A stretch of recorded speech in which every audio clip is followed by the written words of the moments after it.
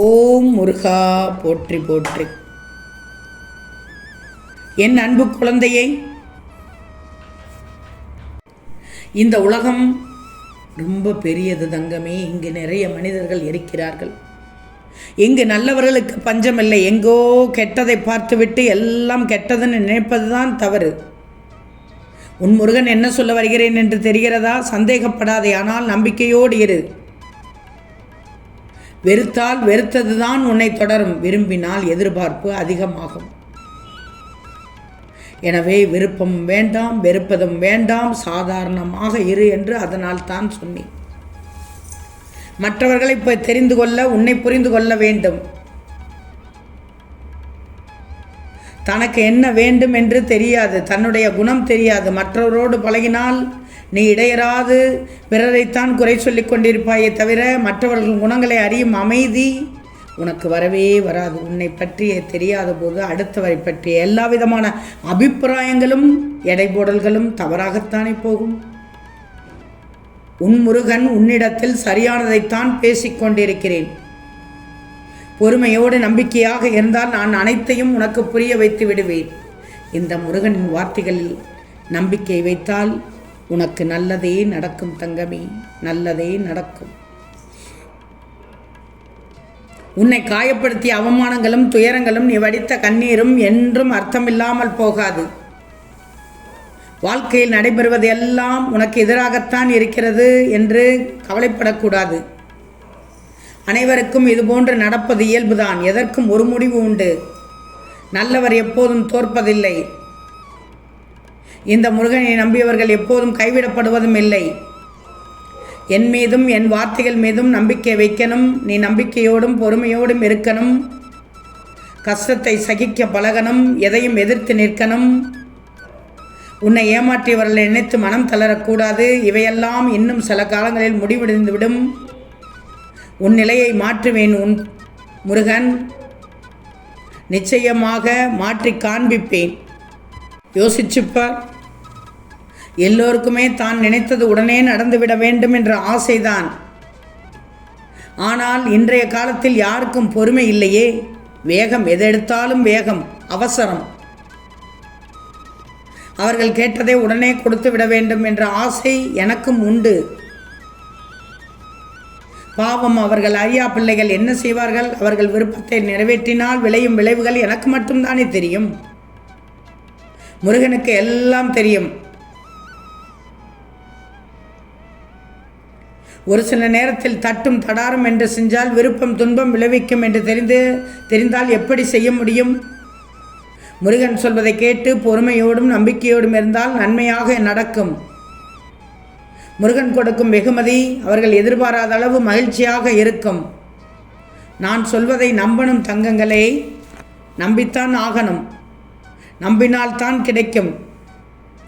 கண்டிப்பாக உன் தேவைகளை பூர்த்தி செய்யப்பட்டு முருகனின் ஆசீர்வாதத்தோடு வந்தடையும். நல்லது நடக்கும்.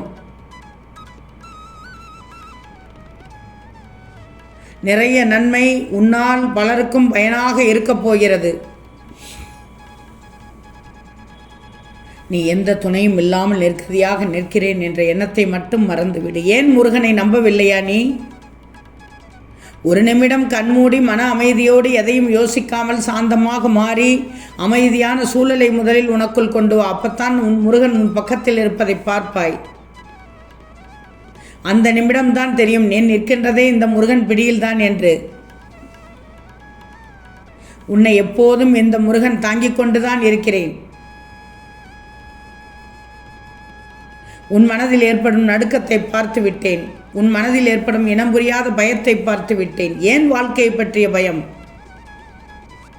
உன் மனதில் நடுக்கமும் பயமும் இருந்தால் நீ வாழ்க்கை வாழ்வதற்கே பயப்படுகிறாய் என்ற அர்த்தம். பயம் இருக்கக்கூடாது. பயம் கவ்விக்கொண்டால் எப்படி உன் வாழ்க்கை வாழ முடியும்? அடுத்தவர்கள் சுலபமாக உன்னை தட்டிச் சென்று விட்டுவார்கள். பயப்படாதே, தைரியமாக பேசு. எப்போதும் எல்லோரும் ஒரே மாதிரி இருக்க மாட்டார்கள். சூழ்நிலைக்கேற்ப மாற்றிக்கொள்வார்கள். நல்லது நினைக்கும் என் பிள்ளைக்கும் எந்த நேரத்தில் எதை செய்யணும் என்ற யோசனையும் இருக்கணும். நீ நல்லது மட்டும்தான் செய்வாய் என்று எனக்கு தெரியும். ஆனால் தடுமாற்றம் இருக்கக்கூடாது.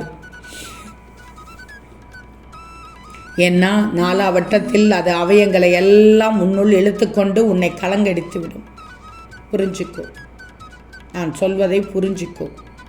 நல்லதுக்குத்தான் சொல்வேன். கடைசி நொடி வரை போராடணும். யாரிடமும் தாழ்ந்து போகக்கூடாது. அவ்வளவு சீக்கிரம் இந்த வாழ்க்கை வாழ விடாது.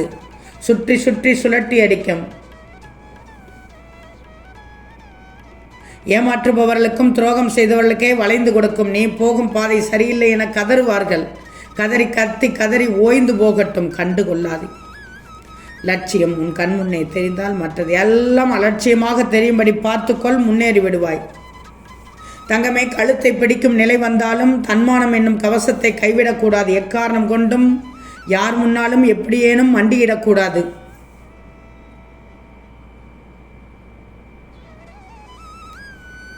எதையும் வெளிக்காட்டிக் கொள்ளாதே. தலை கவிழ்ந்து கண்ணீர் வடிக்கிறாய், எனக்கு தெரியும். அதை வெளிக்காட்டிக்கிறாதே. கரைந்து போவார்கள், யாரும் கரைந்து போவார்கள் என மனக்கணக்கும் போடாதே. எதிர்பார்ப்பார்கள், மனதுக்குள் கைகொட்டி சிரித்து கொண்டிருப்பார்கள். வெற்றியை ருசிக்கும் வரை இதையெல்லாம் பொருட்படுத்தாதே. எந்த அதிசயம் தானாய் எழும்பாத அந்த அதிசயமாக நீயே மாறு. அவமானங்களை அடைகாத்து திமிராக நடக்க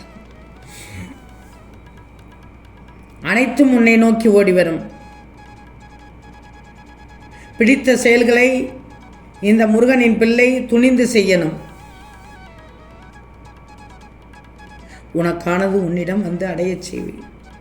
நீ ஓடிக்கொண்டே இரு. வாழ்க்கையை வாழும் வரை வாழ்க்கை வாழும் விதத்தை தெரிந்து கொண்டு தொடர்ந்து சென்று கொண்டே இரு.